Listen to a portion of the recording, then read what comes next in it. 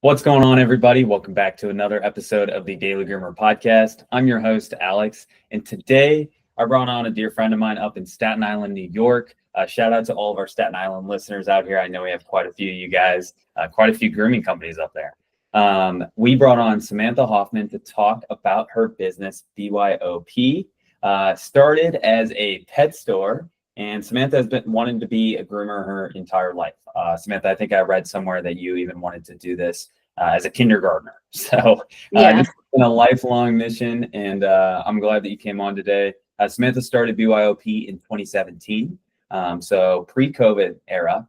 So Samantha will definitely have to touch on what it looked like to go through COVID as a salon up in New York State. That was not the easiest of restrictions I can imagine. And Samantha has a team size of 12. So I wanted to bring her on today and talk about how she structures that team, what it looks like to run a busy salon with a team that big as well. So lots of stuff to talk about today, Samantha. Thank you so much for coming on. Thank you for having me. All right, so let's start at the kindergarten, because that was interesting to me. I don't know many 6-year-olds that want to become pet groomers. And so tell me, what was like do you remember what made you want to do this from such a young age? Yeah, so I actually asked my mom. I knew my cousin was actually a groomer, which was super cool. And I always thought that she was literally one of my role models. And I asked my mom, I was like, did I really want to be a groomer? She's like, yeah, you want to be a groomer and a vet at the same time. She's like, but you always leaned more towards the grooming. And so I guess like we had to do a career day, and I made a little diorama, and for some strange reason, my parents didn't throw it out and they kept it. And one day, after I actually had my own grooming salon, my dad put it inside of a little shadow box and like gave it to me as a gift, and I hung it up immediately on my wall. It was like super cool. That's incredible. But obviously you didn't leave, high school or even, teenage years and go straight into being a pet groomer. It seemed like you had some chapters along the way. So what was there before BYOP started?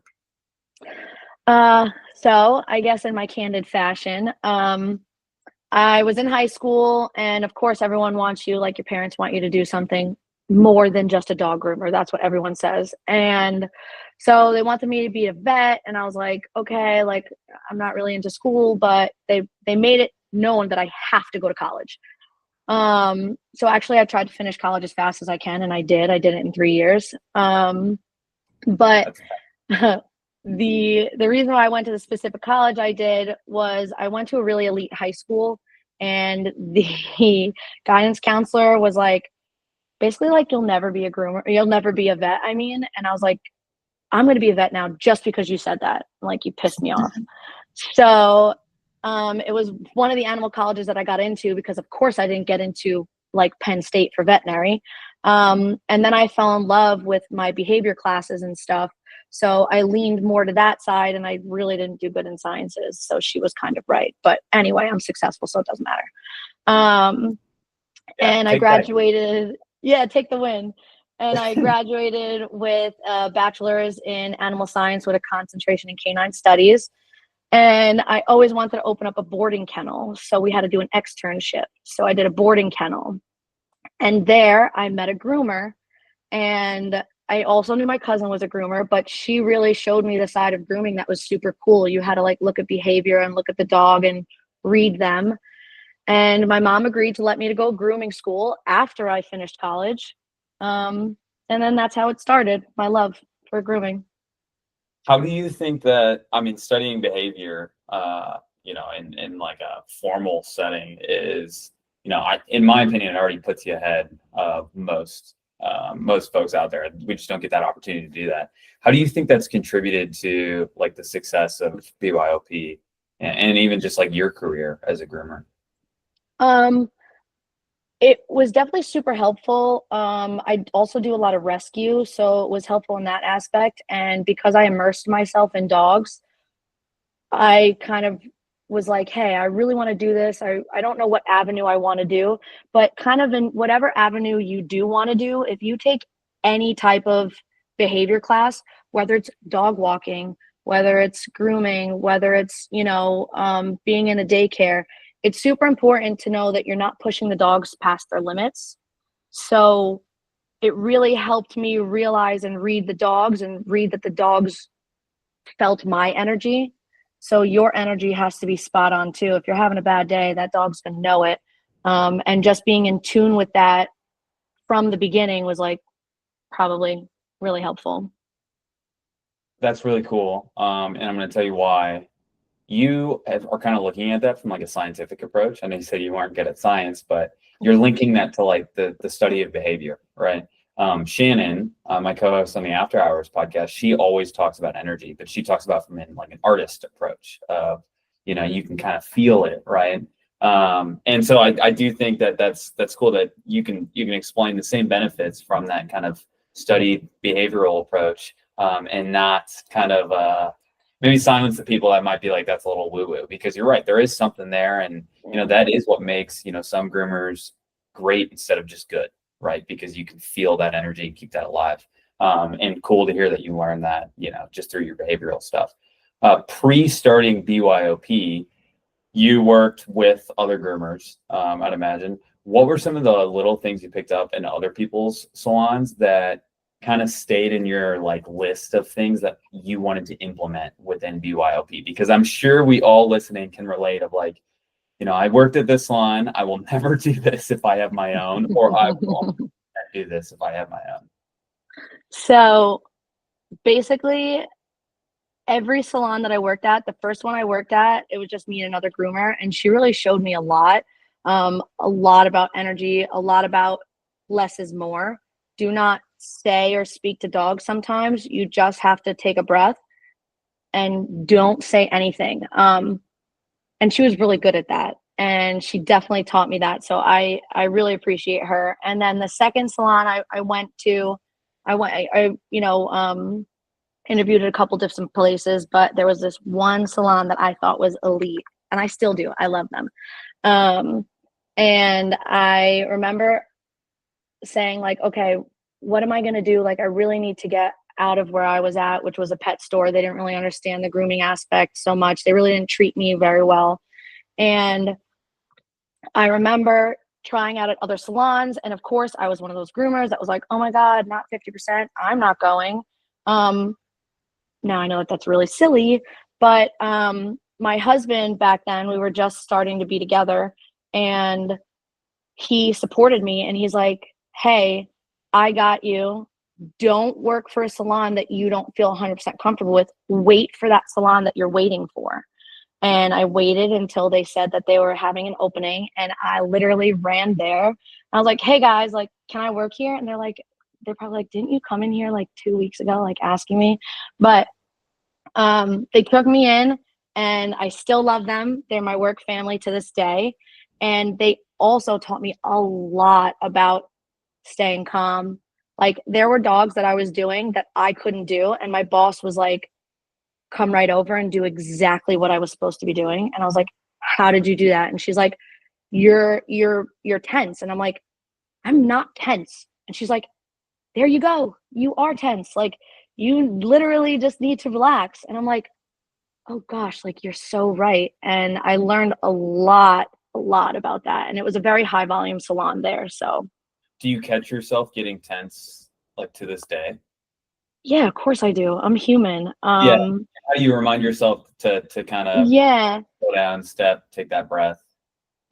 So that's what I just had a meeting with my staff about, actually, was that I want everyone to work as a team. And like, if one of us feels like maybe you're tense, or, you know, you're getting a little bit, short fused or whatever, I can't think of a better word, but don't take offense if we come up to you and we say, hey, do you want to swap dogs? So like, you brush my dog out and let me come try and do a couple things with your dog, so that you can take that second, or like say, hey, like, why don't you put that dog in a cage? Because sometimes you don't even know you're tense, and you don't even know that like you're getting like frustrated.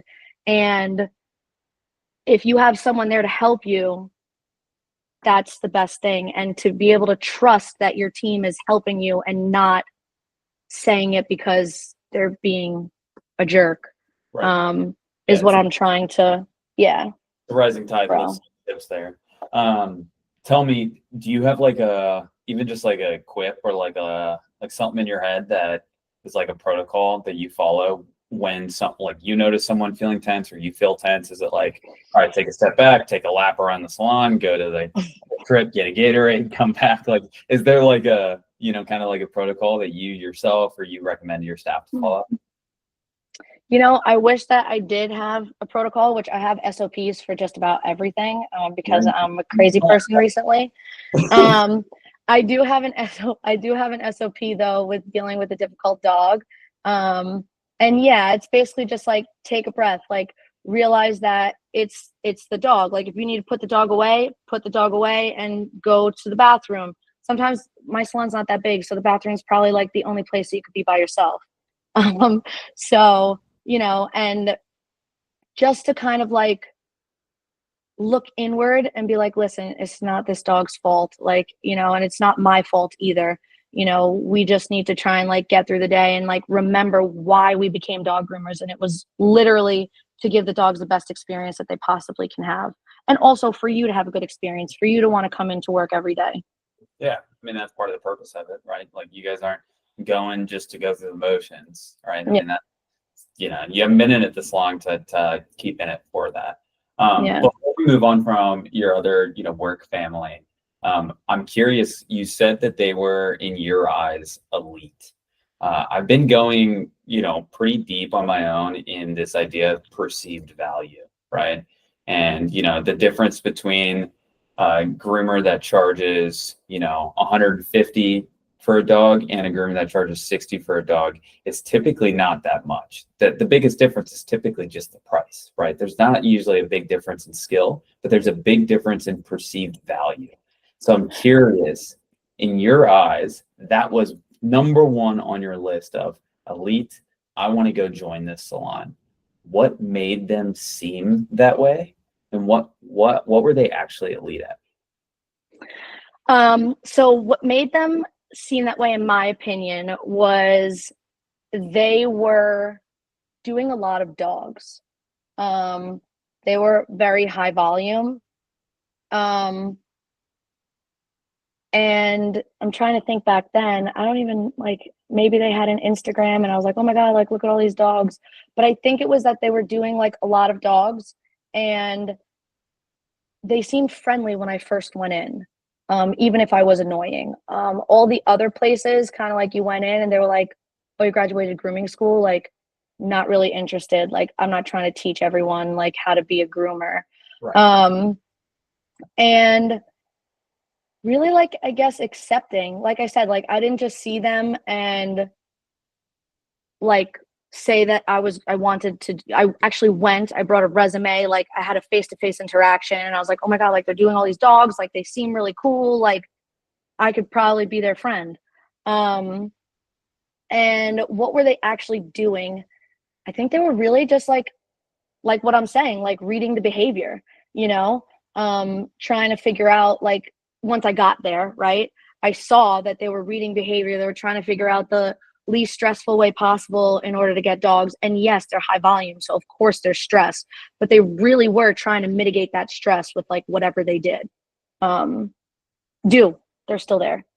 I didn't mean to say did. Can we give them a shout out? Yeah, the Groom Room. I love you guys. Love the Groom Room, Staten Island. Shout out. Okay, so let's bring this to present day, Samantha, because obviously there's so many things about your current operations I want to ask about. Before we do, BYOP started as a pet store. Let's take a trip down memory lane and laugh a little bit. What was the idea there? How did that, like, what did we learn? Connect here for us. So I actually didn't really want to leave the Groom Room. I really loved them. I loved the culture. And I had asked, I took a couple nutrition classes in college and I always really wanted the best for all the rescue dogs. I always want them to have the best food. And like when everyone's feeding Imes, I was feeding From and, whatever, like back then, like that was like crazy. So I worked in a pet store. I fell in love with the food the first time I was a dog groomer, like right out of dog grooming school. And I was like, I really want to continue with that. I want the dogs to get the best that they can get, the food, the service, the grooming, anything that I could do. And I only carried really good food. Oh, backtrack. I asked the groom room, I said, hey guys, like, I really don't want to like leave you. Like, I really love you. Would you guys want to join me in this endeavor? And they were like, so not interested in dog food. And I was like, but it's so great. And they're like, we're good with grooming, like really like dog food, like that's so much overhead and stock. And like, so I was like, okay, like, do you still love me? And they're like, yes, we still love you. And I was like, okay. So I made sure that I found a salon that was far away. Again, Staten Island's a small island, but I would never want to be anywhere close to them because I really do love them. And I found a salon far away, and I had like just got married, and my husband let me use our life savings to buy stock and dog food. And so we used our life savings on dog food, and I was looking at it every day in the food store. And I was doing the food and grooming at the same time. And it was pretty crazy, but I couldn't afford to pay anyone. So my parents were coming and whatever. It was like, it was a lot. I worked 7 days a week. Then COVID hits and everyone likes Chewy. And I'm like, oh my God. And then we got closed and whatever. So I had to make the switch to like the dog food and realizing that my time was over with that and transitioning into just a salon. And that was like kind of heartbreaking because of course I loved nutrition. I still do. But you know, it just wasn't there. So COVID really kicked the, everything that's not, a service. Well, not kicked your butt, but just, kicked the business model of everything that's not like, hey, you need to come in person to get the service done. Mm-hmm. Obviously, it turned out for the best. So when you guys made that shift, was it just you grooming, or did you have staff that was grooming as well? So I was actually pregnant during COVID. And it was pretty horrible. I had another groomer that I was just teaching how to groom. So she was like fairly new. I had a couple bathers. And I imported my cousin from upstate New York. So thank God she wanted to make the move to try the city life. And she came and helped me immensely because COVID happened. I had my baby that August and I needed to be out two months. So like that was really tough to transition from dog food being shut down for a couple of months, or I think it was like 6 weeks, whatever it was. And then trying to still keep afloat, get rid of the dog food and transition into a full-time salon was like pretty stressful, but I'm here. So a couple gray hairs is what it is. That is what it is. You got a good attitude through it. Okay. So that was, gosh, let's do public math here. That was 9 years ago that we started this whole shindig, and then we went through COVID 7 years ago, and now we're out on the other side. And I think if I was reading right, you guys are up to 12 total team members, right? Yes. Yeah. And give me the breakdown of how, you said you had a team meeting yesterday. I know you're pretty organized with your SOPs. Give me a breakdown of the team, what, and we don't have to go exactly, but hey, I've got a receptionist, I've got groomers, I've got bathers, right? Like, how do you think about organizing your team? So I have reception, and I have reception, like 2 receptions technically, but my reception area is super small. I really never planned on having this many employees. So when I moved from my pet store, I downsized because also COVID, like prices went like crazy. And I only wanted to ever have like 2 to maybe 3 groomers, maybe. And now I have like 4 to 5, which is pretty crazy. So the space is a little crazy. So reception can only fit 1 person. And then there's another person that kind of floats around. She does reception, answers phone calls, but also jumps in and bathes if she needs to. But on a normal day, we have 4 groomers, 2 to 3 bathers, and 2 reception/managers. Okay. And talk to me. You made a comment earlier in this podcast about you were the groomer that would go from shop to shop and be like, not 50%, not for me, right? Like, I'm not working here unless I'm getting 50% commission. Now you're on the other side of the aisle and you're the owner and you're the one cutting payroll. And, obviously on this podcast, we always talk about and advertise like fair wages, fair value. Everyone should know their worth, right? But at the end of the day, there's dollars and cents that have to be paid to overhead, that have to be paid to utility bills, all that sort of jazz. So talk to me about how you've like your perspective has maybe shifted, and like even if you don't mind sharing like your numbers and how you've structured it now, because you've got 12 years of experience in this game now, right? So what's it look like on the other side, and what have you experimented with? What have you come out with on the other side? And give us a shine a flashlight on this for us. So my parents always taught me to work hard and you could do anything you want. So I just understood like, oh, I'm going to do like as many dogs as I possibly can. I get 50%, 50% goes back to the shop.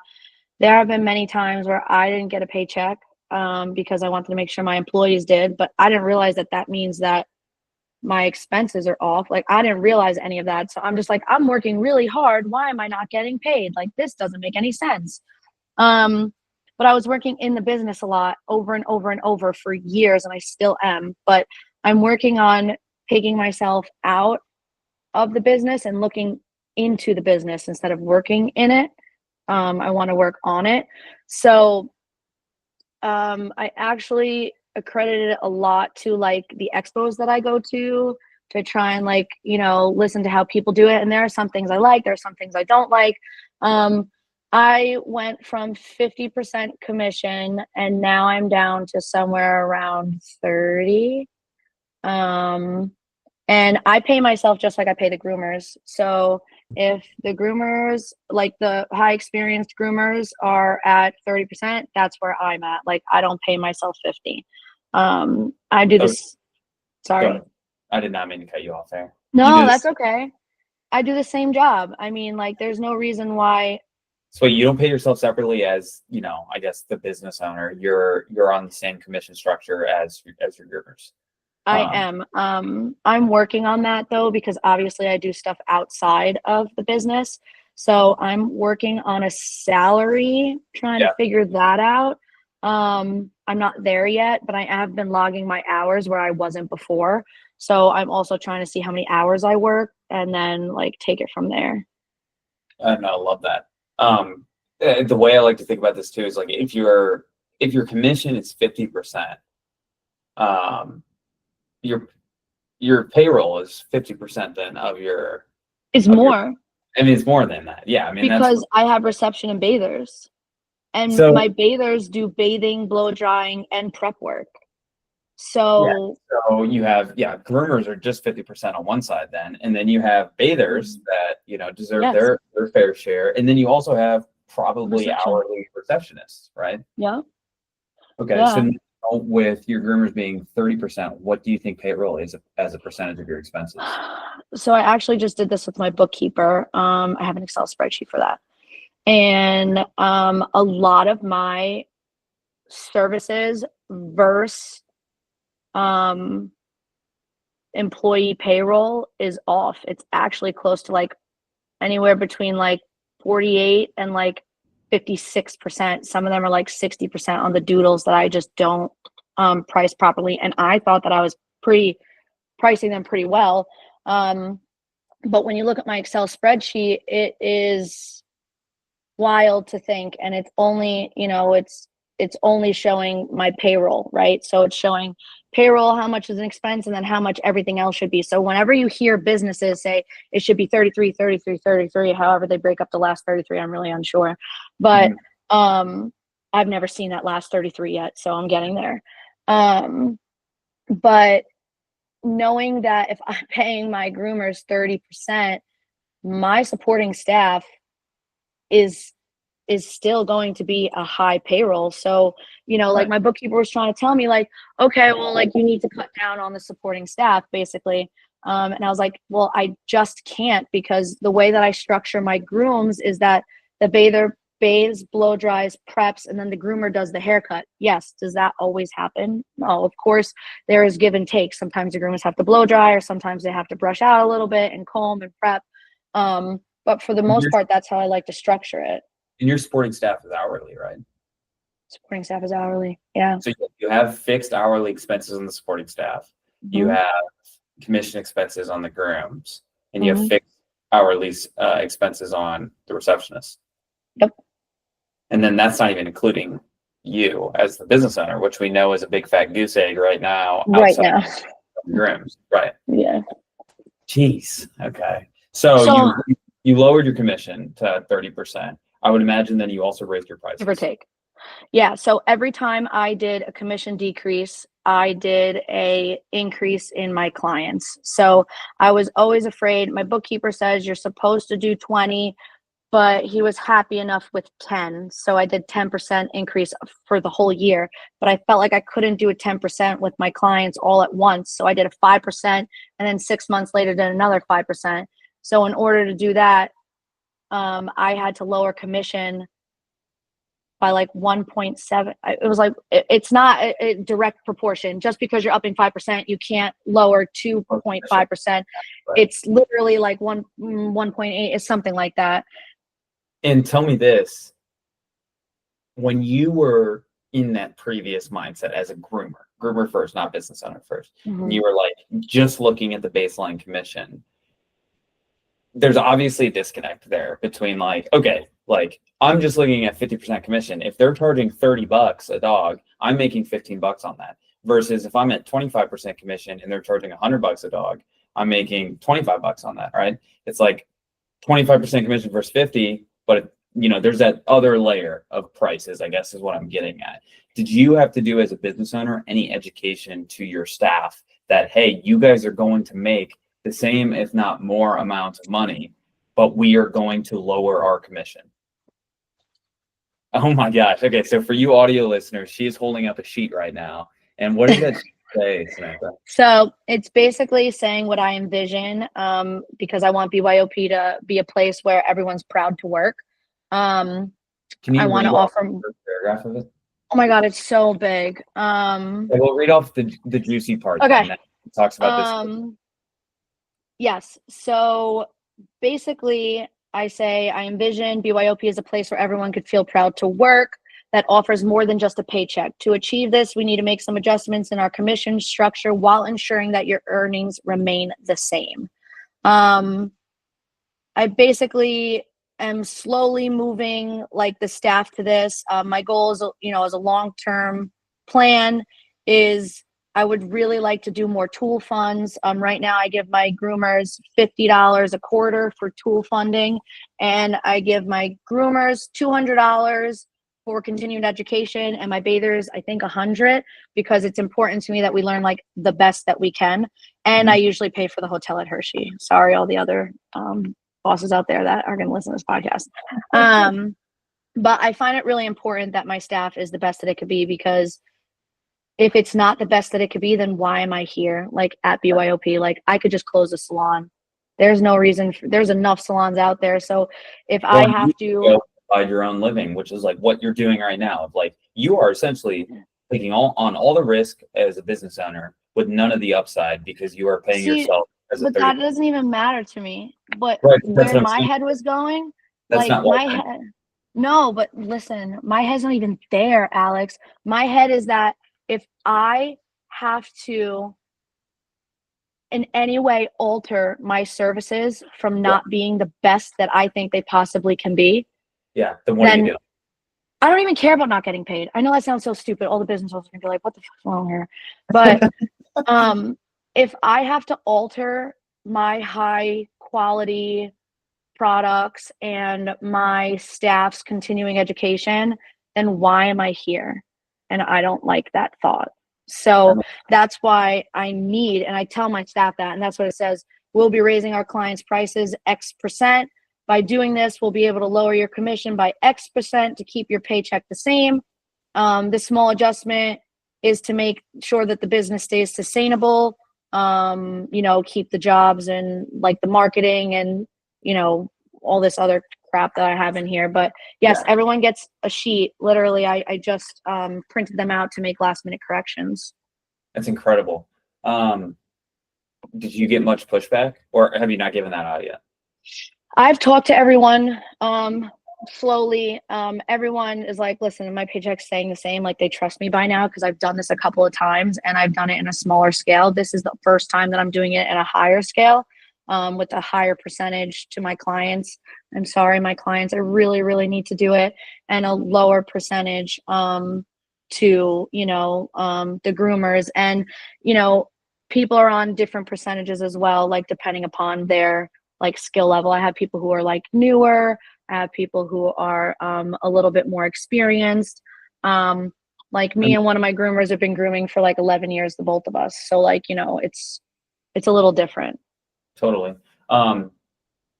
Before we close this chapter and kind of wrap, you mentioned in the beginning, again, I keep returning to this because I think it's a very relatable mindset that groomers have. Is like you were almost commission shopping of like, I'm not going to look any place that doesn't have 50%. Have you noticed as you have lowered your commission percentages to BYOP, have you noticed a slowdown or I don't even know what we would call here, like a slump or basically like a lack of qualified groomers interested in working with you guys because your commission number, your sticker commission is not that 50%? Well, I'm very choosy. I haven't really found a groomer that I think meets my standards. So like when I hire, it's very slow.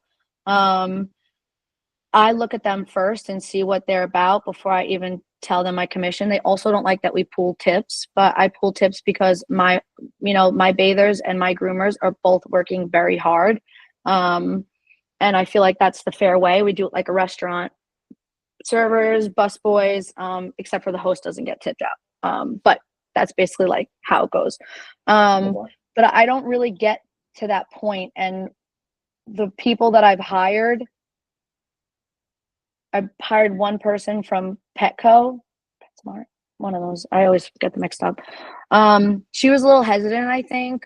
She's a newer groomer too, but I kind of showed her the numbers and I was like, here's my Excel. Like I'm telling you, like you do X amount of dogs, which is like 4 to 5 dogs a day, and you're making a good salary, like as if you were doing 7 or 8 dogs. Yeah, like 10, whatever she was doing at Petco, because she was different than my other groomer, Debbie. But yeah, I was like, you know, I showed her the numbers, literally. And I feel like that right there, it's like so simple. You're like, I just showed her the numbers, but it's like, no, seriously, like that alone can, I feel like, break the noise when you're either hiring or like lowering your commission or raising your prices, etc. Like, let's just run through the quick numbers real quick, because it's not just commission. Commission is not the only variable here. Like, let's compare it to prices and number of dogs per day. And then out on the other side pops how much you're going to make. And it's either going to be the same or go up, right? And you're going to be doing less dogs. And so I love that you're an Excel junkie because of that. And that kind of reminds me, let's kind of, as we close up chapter here, I always like to ask savvy business owners what tools you guys use that you can't live without. Open question there. Take that as you will. Excel. I love my Excel. I might be a little bit obsessed with numbers, but I feel like I need to make sure that everyone's making a livable wage. I want to see what all my groomers made for the month. I want to make sure that their hours are equal to, like, you know, what they're pulling, you know. And that's what made it easy for me to be able to show those numbers to a prospective employee, because I was like, hey, here's what Sally made. Like, I'm just showing you that, like, this is what it is. So, like, there's no numbers don't lie. This is how many, and I track employees by employees, the amount of revenue they bring in, the amount of dogs they do. But I also break it down to, I made this thing called units. So, like, depending upon how big or small the dog is. So, like, maybe you did 4 dogs, but maybe you did 6 units, which means that you would have done more work than the next person, because maybe they're bath and tidies and someone else is doing a full groom on a standard poodle and a continental. That's way different. So I track all of that and their hours that they work and their tips, their salary. That is awesome. I just love that you're an Excel junkie. I could just see you sitting there and going, yeah. That's awesome. Yeah. You know, off camera, you'll have to show me what these look like at some point. Yeah, it's crazy. That's awesome. And I'm always open to trying new things, even though I don't get sold on them quickly. It takes me a little bit of time to warm up, like changing softwares or to do things like out of the ordinary. I'm always like, hey, like, let's give this a go. Like, if it doesn't work, it doesn't work. If it does, it does. And I saw one of your, I think, what do you do? 1 email a week, which is like just enough, not annoying. And the email came through about this new thing that you were trying out because you're a nerd, and I loved it. And So we actually use Teddy, and this is like an automated system, like, which is super freaking cool because it makes my clients be able to ask the questions that I have to, because I can't afford to pay another hourly employee. It's just not possible. I mean, I'm just payroll way too high as it is.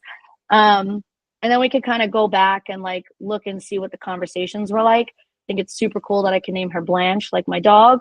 But I'm just excited to grow. Like, there's always bumps with everything, and I'm excited to see where it goes, because imagine it could like do some crazy things and like really cut time for me. Nerds, I really hope you do that. Words unite. Love that. No, Yeah. that's obviously the goal. You know, with all the technology out there just only getting better, how can we help our lives as business owners to spend less time on some of the admin work and more time with our customers or more time with our dogs? On that note, I want to thank you so much for coming on, Samantha. I want to congratulate you again for winning this year's Top Grooming Business Award. I should have touched on that earlier. Big congrats there. That's awesome. We had double the applicants this year that we did last year, and obviously not surprising that you won the award this year. So congrats on that. Thank you. I want to let you have a point to shout out where people can find you, whether that be other business owners or some of your clients or some of your potential clients maybe in Staten Island that might be listening. Give us, maybe an Instagram, website, something where people can kind of search around and find you guys. Yes. So our website is byopny.com. Our Instagram is BYOP_NY_.